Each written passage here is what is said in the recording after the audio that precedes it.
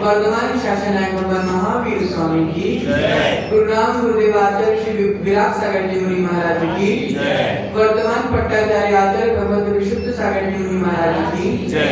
दीक्षा प्रदाता आचार्य भगवंत विभव सागर जी महाराज की जय। द्वादशांगी जिनवाणी माता की जय। परम पूज्य मुनि श्री संत सागर जी महाराज की जय। मुनि संघ की जय। प्रियात्मन,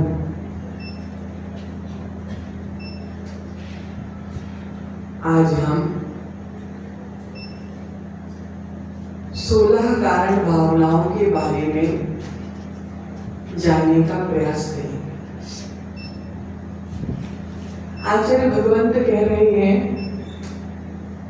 कि भावना, चिंतन, अनुप्रेक्षा भव्य आत्माओं को वैराग, भव्य आत्माओं को वैराग जन्म देने में मदद करती है। भावना भवनाशिनी, भावना भव का नाश करने वाली होती है। प्रियात्मन,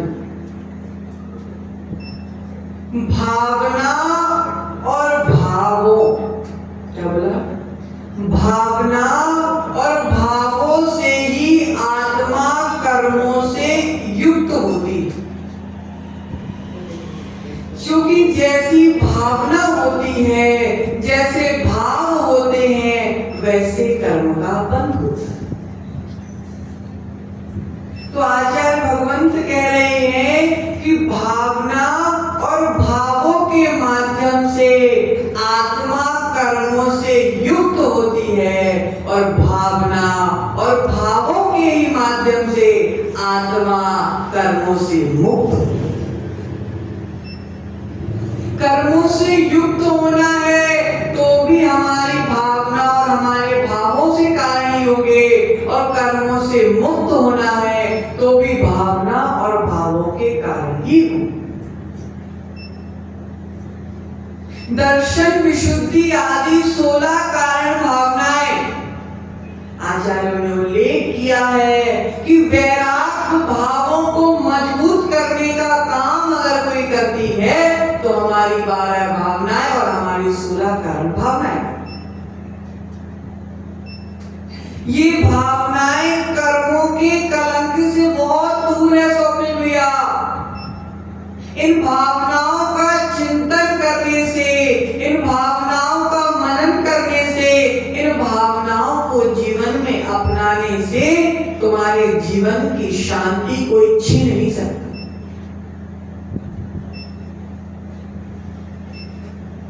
आज हम 16 कारण भावनाओं की प्रथम भावना दर्शन विशुद्धि भावनाओं के बारे में जानने का प्रयास करते हैं। सच्चा दर्शन, भैया, सच्चा दर्शन, समीचीन दर्शन, सम्यक श्रद्धा ही सम्यक दर्शन है।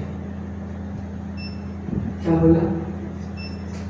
सच्चा दर्शन, समीचीन दर्शन, सम्यक श्रद्धा ही सम्यक दर्शन है। और सम्यक दर्शन में जो विशुद्धि होती है उसका नाम है दर्शन विशुद्धि। दर्शन विशुद्धि वाला जीव तीर्थंकर प्रकृति का बंध करता।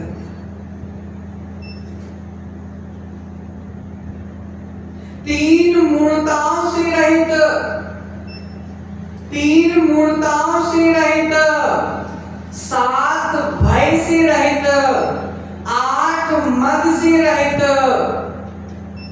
जो निर्मल सम्यक दर्शन होता है, जो निर्मल सम्यक दर्शन के भाव होते हैं, उसी का नाम है दर्शन विशुद्धि। देखो सम्यक दर्शन की महिमा तो देखो। सुन भैया, दर्शन विशुद्धि प्रथम भावना है। आचार्य भगवंत जिनवाणी में क्या कह रहे? सम्यक दर्शन की महिमा तो देखो। जिसके जीवन में दर्शन विशुद्धि नामक प्रथम भावना नहीं है, उसके जीवन में पीछे की कोई भी भावना नहीं। दर्शन विशुद्धि भावना के अभाव होने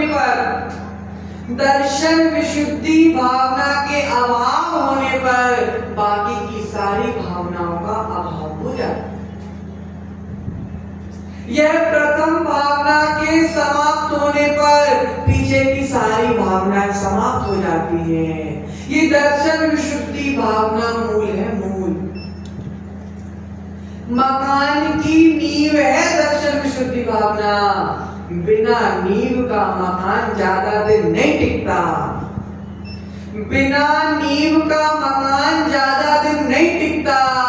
बिना सम्यक दर्शन से जीवन ज्यादा दिन नहीं टिकता।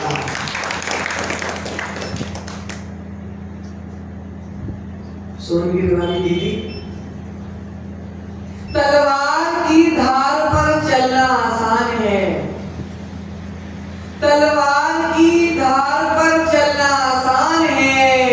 लेकिन निज के परिणामों को संभालना कठिन।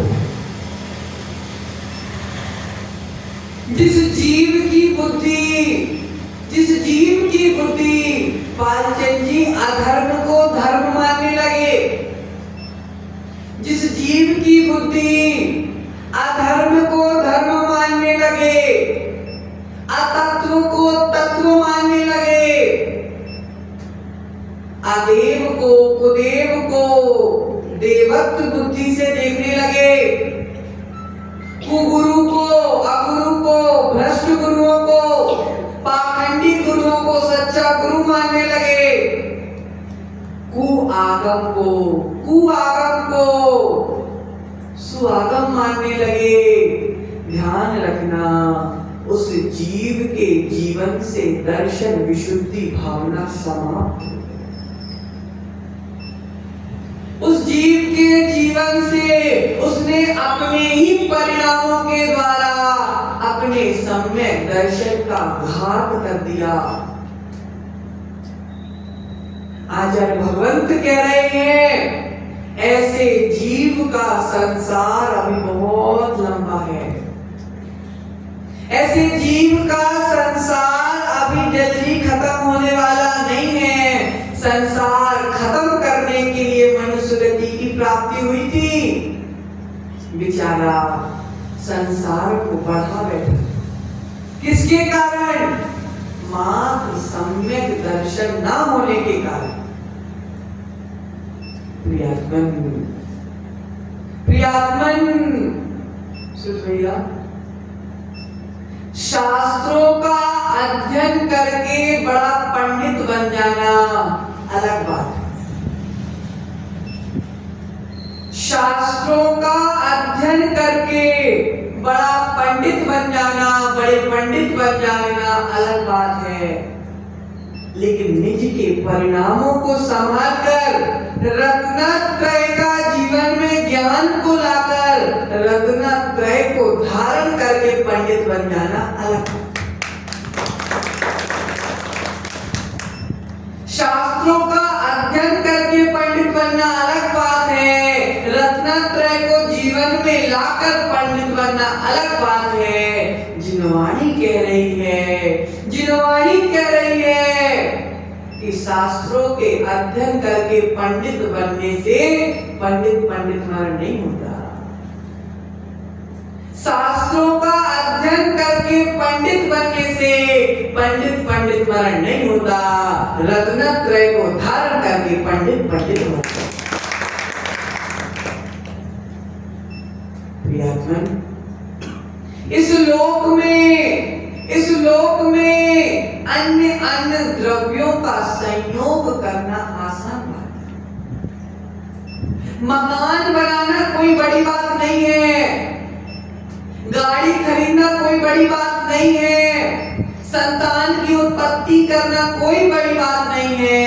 जिनवाणी कह रही है कि सांसारिक संयोगों को प्राप्त करना कोई बड़ी बात नहीं है, निज आत्मा में विशुद्धि को प्राप्त करना बहुत बड़ी बात, निज आत्मा में विशुद्ध परिणामों को जन्म देना बहुत बड़ी बात है। यह मन बड़ा चंचल है। क्या बोलते हैं माटी? यह मन बड़ा चंचल है, इसे कैसे मैं, ये मन वास्तव में बहुत चंचल है, ये परिणाम वास्तव में बहुत चंचल है, ये भाव बहुत चंचल है। यही परिणाम जीव को परमात्मा भी बना देते हैं और यही परिणाम जीव को निगोदिया भी बना देते हैं।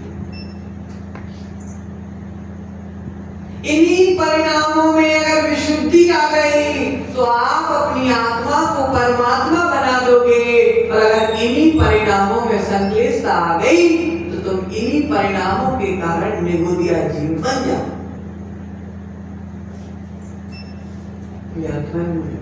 दर्शन विशुद्धि भावना यही कह रही है, दर्शन विशुद्धि भावना यही कह रही है कि विवेक का होना बहुत जरूरी है, विवेक का होना बहुत जरूरी है। हमारा क्या है?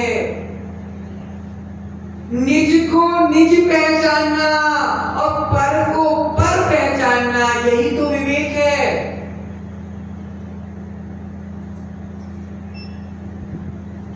लेकिन इस विवेक को खोकर के जीव सारा जीवन पर के लिए निकाल रहा है, पर की व्यवस्था बनाने के लिए। तुम पैसे किसके लिए कमा रहे हो? सुध भैया, स्वयं के लिए कि चैत्य के लिए?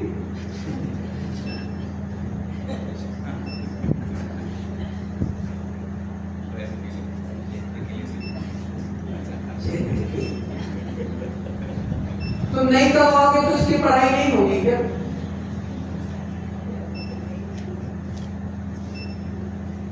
निमित्त तो तुम बन सकते हो, निमित्त तो तुम बन सकते हो, लेकिन उसकी पढ़ाई उसके भाग्य से हो रही है, उसकी पढ़ाई उसके भाग्य से हो रही है। तुम आय के स्रोत के निमित्त तो बन सकते हो, लेकिन उसके भाग्य तुम बना नहीं सकते। दर्शन विशुद्धि भावना यही कह रही है कि निज को निज के पहचानो और पर को पर पहचानो। क्या कह रहे? जीवे मन ने लाए संजोगे विपजोगे आप, बंधुर से दुखा दो समदा सामाई नमः। जीवन में मरण में, लाभ में हानि में, संयोग में वियोग में, मित्र में शत्रु में, सब में समता भाव का होना ही ज्ञानी की पहचान है। सारी परिस्थितियों में समता रखना, यही तो ज्ञानी की पहचान है। प्रियात्मन, परिस्थिति कैसी भी हो, स्वप्निल भैया, परिस्थिति कैसी भी हो, लेकिन मन स्थिति नहीं बिगड़ना चाहिए। परिस्थिति विपरीत क्यों ना हो, लेकिन मन स्थिति विपरीत नहीं होना चाहिए। जिसने मन स्थिति को संभाल लिया, जिसने मन स्थिति को संभाल लिया, उसने सारे जीवन को संभाल लिया। परिस्थिति तो बिगड़ने के बाद सुधर जाएगी, लेकिन अगर मन स्थिति बिगड़ गई तो हमारा सारा भाव खराब हो जाएगा। आचार्य भगवंत कह रहे हैं, आचार्य भगवंत कह रहे हैं, अशुभ अशुभ कर्मों के उदय में रोने गाने मत बैठ जाना। क्या कह रहे? अशुभ कर्मों के उदय में रोने गाने मत बैठ जाना। अगर अशुभ कर्मों के उदय में रोने गाने बैठ जाओगे तो नए कर्म को और बांध लोगे, नए कर्म को और बांध लोगे। और अगर अशुभ कर्म के उदय में शांत परिणाम को धारण करोगे तो कर्मों की निर्जरा कर लोगे, कर्मों की निर्जरा कर लोगे। और रोने गाने बैठ जाओगे तो कर्मों का आश्रय कर लोगे। और अगर शुभ कर्मों का उदय है, शुभ कर्मों का उदय है, तो भी ज्यादा खुश मत हो जाना। शुभ कर्मों का उदय है तो भी ज्यादा खुश नहीं हो जाना, क्योंकि अगर ज्यादा खुश हो जाओगे तो भी कर्म का उदय। उस समय भी शांत परिणामों को धारण करना, मध्यस्थ भाव को धारण करना, क्योंकि आचार्यों ने क्या बोला, जीवन में जब तक शुभ कर्म है तब भी तुम्हारा कल्याण नहीं होगा। जीवन में जब तक अशुभ कर्म है जब भी तुम्हारा कल्याण नहीं होगा। जब जीवन से शुभ कर्म अशुभ कर्म दोनों कर्म निकल जाएंगे, जब तुम कर्मातीत हो जाओगे, जब तुम्हारा कल्याण। प्रियात्मन, जीवन में कितने भी दुख आ जाए, महेंद्र जी, जीवन में कितने भी दुख आ जाए, विवेक मत खोना। जीवन में कितना भी सुख आ जाए, विवेक मत खोना। अगर तुम्हारा विवेक बना रहा, अगर तुम्हारा विवेक बना रहा, तो दुख में भी तुम सुख का अनुभव करोगे, और सुख में तो सुख का अनुभव होता है।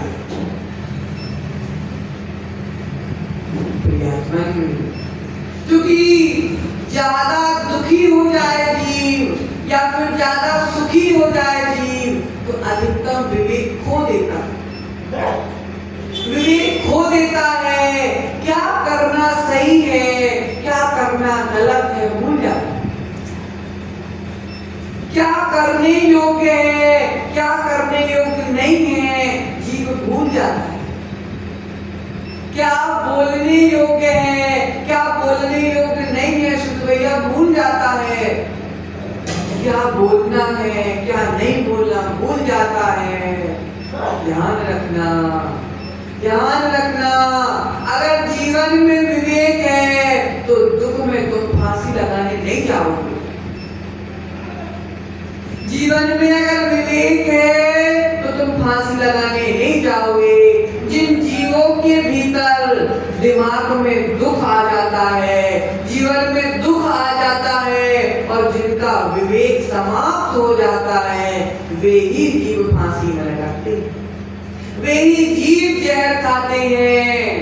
दर्शन विशुद्धि भावना से हमको यही समझ में आता है कि सम्यक दृष्टि जीव, दर्शन विशुद्धि वाला जीव कभी आत्महत्या नहीं करता, क्योंकि विवेकी होता है। सम्यक दृष्टि जीव विवेकी होता है, इसलिए जहर नहीं खाता।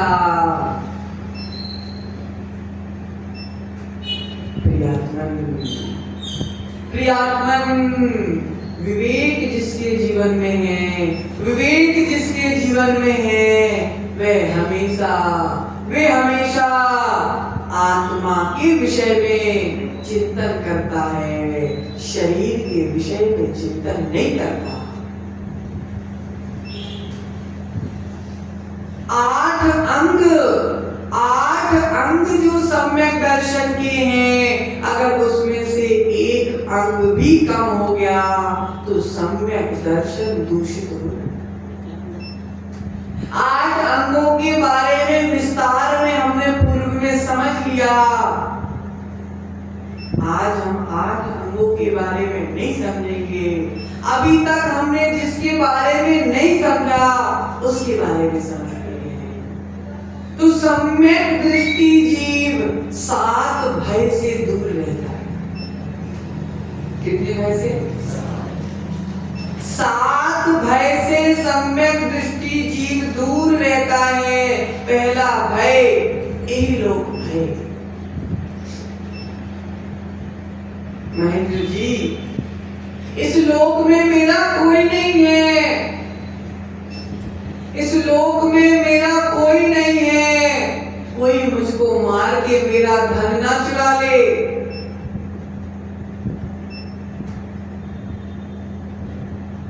इस लोक में मेरा कोई नहीं है, मेरा भाई मेरी जान लेकर मेरी संपत्ति ना चुरा ले। ऐसा डर होना, इस लोक में मेरा कोई नहीं है, ऐसा डर होना, यही लोक भय है। सम्यक दृष्टि के जीवन में भय नहीं होता, डर नहीं होता। तो पहला डर कौन सा? यही लोक भय। फिर दूसरा भय आचार्य क्या बता रहे? परलोक भय। स्वप्निल भैया, परलोक में आपको सुख मिलेगा कि नहीं मिलेगा?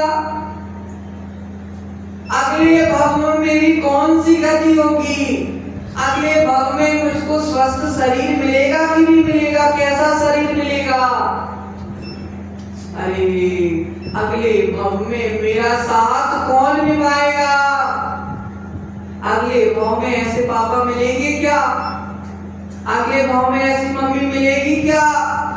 अगले भव में ऐसी दीदी मिलेगी क्या? ऐसा डर होना परलोक भय कहलाता। अगले भव के बारे में डरना। आचार्य क्या कह रहे हैं प्रतिभा भाभी? भविष्य की चिंता में वर्तमान का सुख नहीं खोना चाहिए। भविष्य की चिंता में वर्तमान का आनंद नहीं खोना चाहिए। सम्यक दृष्टि जीव भविष्य की चिंता नहीं करता, वह तो वर्तमान का आनंद उठाया करता है। फिर तीसरा भय वेदना भय। मुझे कोई रोग ना हो जाए, मेरे को फलाना रोग नहीं हो जाए, उस रोग में बहुत तकलीफ होती है। रोग हुआ नहीं है अभी, लेकिन पहले से ही क्या चिंतन कर रहे? मुझको कितनी तकलीफ होगी, उस रोग में मेरे प्राण ना निकल जाए लालचंद जी। ऐसी बातों को लेकर भविष्य में जो आया नहीं है, ऐसे भी दर्द को मानकर, दर्द से, तकलीफ से, रोगों से डरना वेदना भय। फिर चौथा डर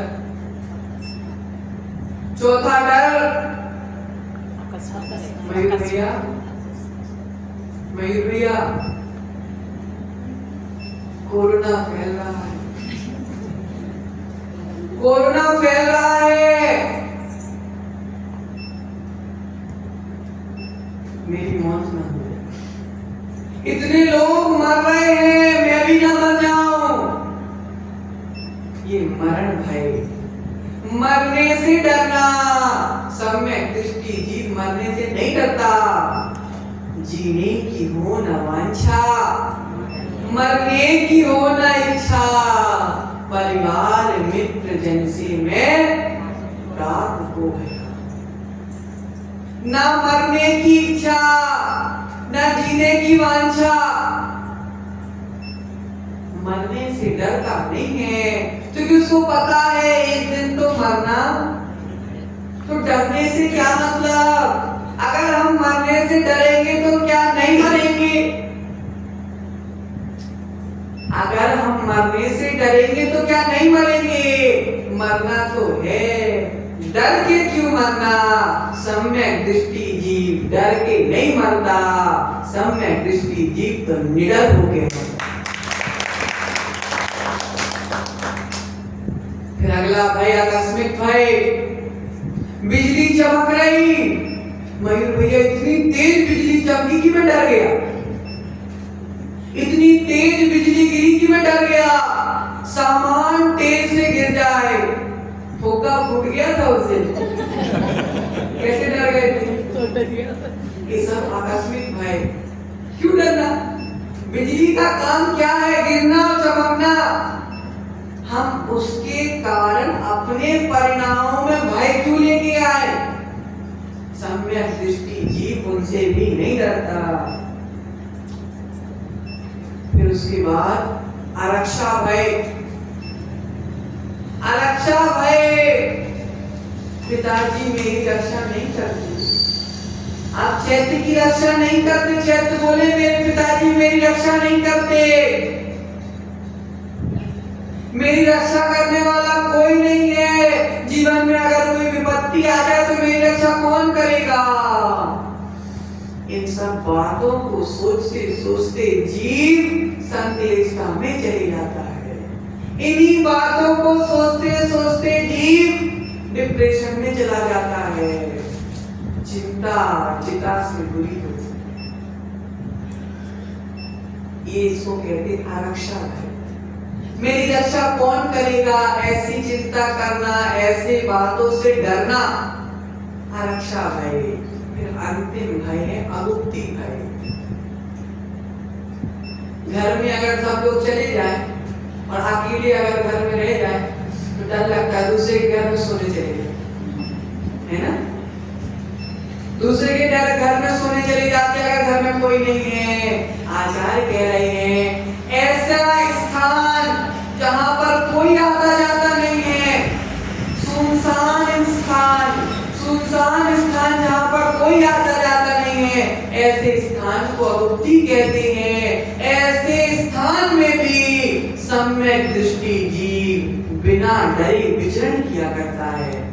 छोड़ दो अकेले घर में, अकेले जंगल में छोड़ दो। कितनी कहानियां सुनी, सीता को भी जंगल में छोड़ दिया गया। सीता डरी नहीं, सीता डरी नहीं। क्यों? क्योंकि सीता के दिल में सम्यक दर्शन था। दर्शन विशुद्धि भावनाओं का चिंतन चल रहा था। सम्यक दृष्टि जीव डरता नहीं है। कौन आ जाएगा घर में? अगर तुम अकेले रहोगे तो कौन आ जाएगा? भूत। ऐसे ही बोलते भूत आ जाएगा।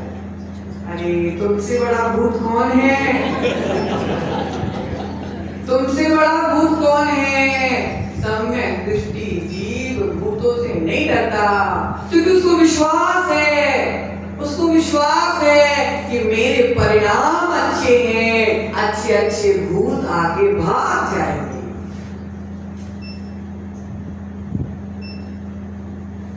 आज हमने 7 भय के बारे में जाना। सम्यक दृष्टि जीव के जीवन में ये कोई डर नहीं होते। अब हम 7 व्यसनों के बारे में। पहला व्यसन जुआ खेलना। पहला व्यसन जुआ खेलना। पैसों के नाम पर, पैसों के उद्देश्य से हार जीत का खेल खेलना जुआ खेलना है। कहती है जुआ खेलने वाले व्यक्ति के ऊपर शुद्ध भैया कोई विश्वास नहीं करता। जुआ खेलने वाला व्यक्ति लाखों की करोड़ों की संपत्ति पूरी जुआ में बर्बाद कर देता है। जुआ खेलने वाला व्यक्ति अपने जीवन को तो बर्बाद करता है, साथ में सारे परिवार के जीवन को भी। इसलिए जुआ का सम्यक दृष्टि भी त्यागी हुआ। अगला मांस भक्षण। 2 इंद्रिय से लेकर 5 इंद्रिय तक के जीवों के मांस को मांस संज्ञा बताई गई। 2 इंद्रिय से लेकर 5 इंद्रिय तक के जीवों का मांस का जो सेवन करता है, ऐसा सेवन करने वाला मांस भक्षण करता है। लेकिन सम्यक दृष्टि जीव मन के परिणामों के द्वारा भी किसी जीव को घात ना पहुंच जाए, ऐसा चिंतन करता है, तो वह जीव, सम्यक दृष्टि जीव अन्य जीव की जान लेने के बारे में तो सोच भी नहीं सकता। जिसने परिणामों के माध्यम से दूसरे को कष्ट नहीं पहुंचाया, वह ऊपर से साक्षात सामने वाले की जान कैसे ले सकता। इसलिए सम्यक दृष्टि जीव मांस को कभी ग्रहण। फिर तीसरा मद्यपान। क्या कह रही जिनवाणी? जो पीता है शराब, उसका सारा जीवन हो जाता है खराब। शराब पीने वाला जीव विवेकहीन हो जाता है। वह अपनी माँ को पत्नी समझने लगता, पत्नी को माँ समझने लगता। जिस महुए से शराब बनती है ना, क्या बोलते हैं? महुआ बोलते हैं ना। जिस महुए से शराब बनती है महेंद्र जी, जब वह महुआ पेड़ में उगता है, तो पेड़ की सारी पत्ती अपने आप झड़ जाती है। ध्यान से देखो, पता करिए। जब महुआ पेड़ में उगता है, तो उस महुए के उगने से पेड़ की सारी पत्तियां झड़ जाती हैं। जो अपने घर का सगा नहीं हुआ, वह किसका सगा होगा? जो अपने घर का सगा नहीं हुआ, वह अब दूसरे के घर का सगा कैसे हो सकता है?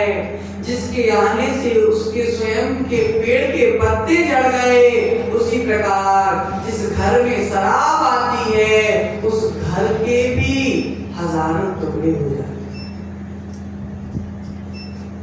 कितना भी कमा लेना, कितना भी पैसा कमा लेना, कितनी भी संपत्ति बना लेना, लेकिन शराब अगर तुम्हारे जीवन में आ गई, तो तुम्हारी संपत्ति टिकने वाली नहीं है। पहले कमाया तो खूब पी ली, अब जो बचा कुचा है तो कैंसर का इलाज कराओ, लीवर का इलाज कराओ। तो जितना बचा कुचा है वो सब दबा दो और मर जाओ। सारा परिवार फिर गरीबी में पूरा जीवन निकालते रहे। तुमने तो पी और मर गए, लेकिन बाकी का पूरा परिवार, सबसे ज्यादा अभी यही केस आए, किसी के 4 साल के बच्चे, किसी के 5 साल के बच्चे, पिताजी पी के चले गए। बच्चों का जीवन मां के भरोसे चल रहा। शुद्ध भैया, अगर अगर अपने बच्चों से प्रेम है, अगर अपने बच्चों को ही खुशी आप देखना चाहते हो, तो जीवन में कभी शराब को हाथ ही नहीं लगाना। क्योंकि जो व्यक्ति शराब को हाथ लगाता है, वह अपने बच्चों की, परिवार की खुशी छीन लेता है। और जिसको अपने बच्चों के प्रति दया नहीं है, जिसको अपने परिवार के प्रति दया नहीं है, वह जीवन में किसी और के ऊपर दया करने वाला। उसके बाद अगली चोरी, किसी की गिरी हुई, पड़ी हुई, रखी हुई वस्तु को स्वामी की बिना आज्ञा के स्वीकार करना, घर ले जाना, ये सब चोरी है। उसके बाद परस्त्री सेवन, अपनी विवाहित स्त्री के अलावा, अपनी विवाहित स्त्री के अलावा अन्य किसी स्त्री के साथ विषय सेवन ना करना, परस्त्री सेवन का त्याग करना हुआ करता है। जिनवाणी में स्पष्ट लिखा, जो परस्त्री सेवन करता है, जो परस्त्री सेवन करता है, वह नपुंसक वेद का बंध करता है, अगले भव में नपुंसक होता है, किन्नर होता है, हिजड़ा होता है, जो परस्त्री सेवन करता है। स्पष्ट लिखी है। उसके बाद परस्त्री सेवन करने वाला जीव भैया अपना जीवन तो खराब करता है, स्वयं की बदनामी तो करता है, लेकिन जिस दूसरे की बच्ची को वो लेके आता, उसका भी जीवन खराब है। क्योंकि समाज आज के समय में बहुत खराब हो चुकी है। पाप पति कर रहा, व्यभिचारी पति है, लेकिन समाज क्या बोलती, इसी का पति है वो, इसी का पति है वो।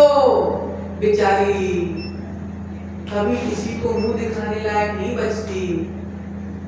समाज की बेइज्जती के डर से समाज वाले नहीं देखते कि पाप पति कर रहा है, पत्नी का क्या दोष। लेकिन क्या बोला जाता है, इसी का पति है जो उसके साथ चलता है, ऐसी बात बोली जाती है। इसलिए परस्त्री सेवन करने वाला अपने जीवन के साथ में दूसरे का जीवन भी खराब, फिर अंतिम व्यसन शिकार, दूसरे प्राणियों के जीवन के साथ खिलवाड़ करना शिकार है। दूसरे के जीवन के साथ खिलवाड़ करना शिकार है। अलग अलग धनुष बाण के माध्यम से, भाले आदि के माध्यम से, जाल के माध्यम से अन्य जीवों के साथ खिलवाड़ करना, उनकी जान के साथ खिलवाड़ करना शिकार है। हिंसात्मक उपकरण के माध्यम से किसी जीव की हिंसा करना और हिंसा करके मौज मनाना शिकार है। प्रियात्मन महेंद्र भैया, सम्यक दृष्टि जीव, दर्शन विशुद्धि का धारक जीव, सात व्यसनों से दूर रहता है। सम्यक दृष्टि जीव, दर्शन विशुद्धि वाला जीव, सात तत्वों में श्रद्धा करता है, सात व्यसनों में श्रद्धा नहीं करता। सम्यक दृष्टि जीव इसी के साथ आठ मदों से भी दूर रहता है। समय हो गया। आठ मद के बारे में हम कल बता देंगे। इसी मंगल भावना के साथ विमोह सागर जी महाराज की जय। पूज्य मुनि श्री श्याम सागर जी महाराज की जय।